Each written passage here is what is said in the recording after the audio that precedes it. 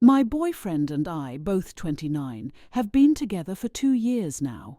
Before that, we were both married and got cheated on by our spouses. We were introduced to each other through mutual friends and thought we would get along since we went through the same thing. I have told everyone, us meeting that night was the greatest blessing because he came into my life at a very dark point in my life. In the past 2 years, we moved to a new town, started new jobs, and bought a house. I travel for work and he works 90 hours a week, so we both have no desire to have kids. I have a brother, 31M, who has been with a woman since 2020. They were supposed to get married, but called it off in 2022. Since then, they have been on-off together and really don't have a great relationship. That was until November, when his girlfriend found out she was pregnant, and they decided to get serious. They bought a house and have been going to couples therapy. Their relationship seems to be working out now since they had their baby. They decided to host a 4th of July party at their house. I attended with my boyfriend. I spent most of the night helping with cooking and helping my brother's girlfriend set up and watching my niece. Like every 4th of July party, there's people getting way too drunk and starting to act up. Once mostly everyone had left, my boyfriend and me, brother and his girlfriend, and a couple friends were sitting by the fire and having a few drinks. My boyfriend had a few too many drinks and was starting to act drunk. He started telling random stories, and after a few random stories he says, "Brother's girlfriend's name, remember when he used to hook up last year?" My brother's girlfriend looks at him in shock, then starts apologizing to me. I just sat there in silence before leaving. Immediately after, I got texts from his girlfriend, my boyfriend, and brother all trying to fix things and saying he didn't mean to tell me. His girlfriend texts me the story and says that they hooked up for a couple months while I was working in another state, and she was broken up with my brother. I haven't replied to anyone's texts, just spent the morning packing all my stuff from the house and leaving with my car and the truck I bought for him. I already feel so much happier knowing what he did to me and now that he's gone. Update. So, here's my update. It took me a bit, but I have gone 100% no contact with my entire family and haven't heard from my ex-boyfriend since July.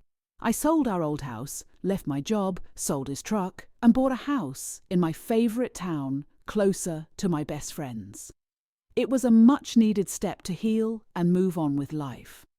I found a great job there and grew closer to all my friends, especially my college best friend, Trey.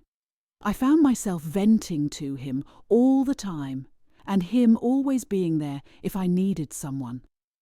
He's been my rock since the move, and I'm so extremely grateful for him. I finally made the move I think we've both been scared to make, and we are telling our friends tomorrow that we're officially dating. We're going on our first triple date as a friend group tomorrow too. My life is so beautiful now that all the toxic people are gone, and I'm in my happy place. Consider this my post reminding you that it's okay to start over. I bet you'll bloom all over again and your life will be 10x better. Way back in the early 2000s, I began to suspect that my wife was up to something. Our 2 kids were about 4 and 6, still young, but not so young they couldn't tell you something about what had happened in their day. They started talking a lot about staying with my wife's parents during the day, which wasn't really that strange in and of itself. But since they lived about 90 minutes away, doing so 2 or 3 times a week seemed a bit much. That was basically every day she wasn't working at her part-time job. When I asked her about it, she denied it, but was never a good liar. So, I started tracking the mileage on her car, and sure enough, she was driving an extra 400 or so miles per week. I knew some crap was going on. Then one day, I sat down at the computer and she had left a sticky note with her AOL password written on it next to the keyboard. I could not resist and logged in to read her emails and saw a few email exchanges between her and her college best friend where they discussed how my wife was regularly ducking one of her ex-BFs from high school. No mention of details about him other than my wife also talking crap about his wife, making fun of how she'd gotten fat after having kids. Anyway, I printed out these email exchanges and stashed them. I still needed to know the details, so I called a friend who was a cop, and he suggested I call a guy he knew that had left the force to become a PI. Ron was great. I paid his retainer and gave him the emails, and what little I knew about my wife's activities, and he figured out exactly what she was doing. His report detailed with photos and times, dates, locations, all about how she would take the kids to her parents, then go meet this guy for lunch. Then they'd go to a dumpy motel for a few hours, after which she'd pick up the kids and return home. At this point, I hired a divorce lawyer. My parents cheated on each other, and the fallout absolutely ducked mine and my siblings' childhood. It was something that was totally unacceptable. I also asked Ron to find out what he could about this guy.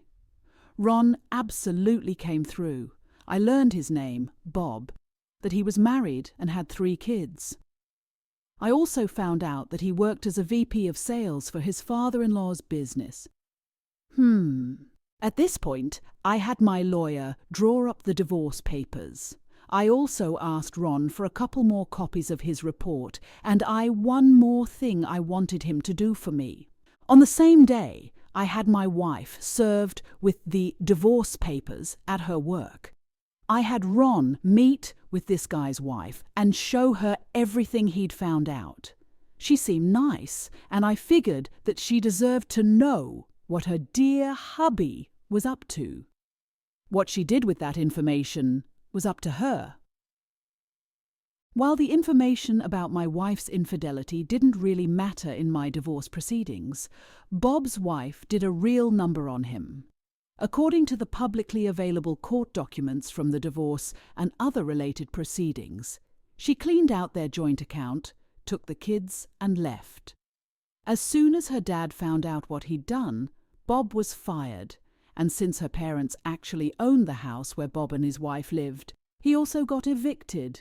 Their divorce was ugly. Lots of fighting in, and evidently out of, court. I guess Bob went to the house and started arguing with his wife, and it escalated to the point that her brother stepped in and Bob got his nose broken.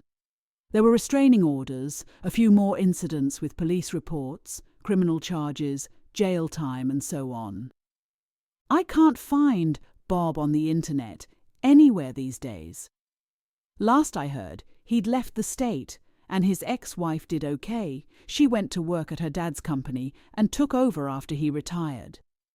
As for me, my ex and I got along well enough.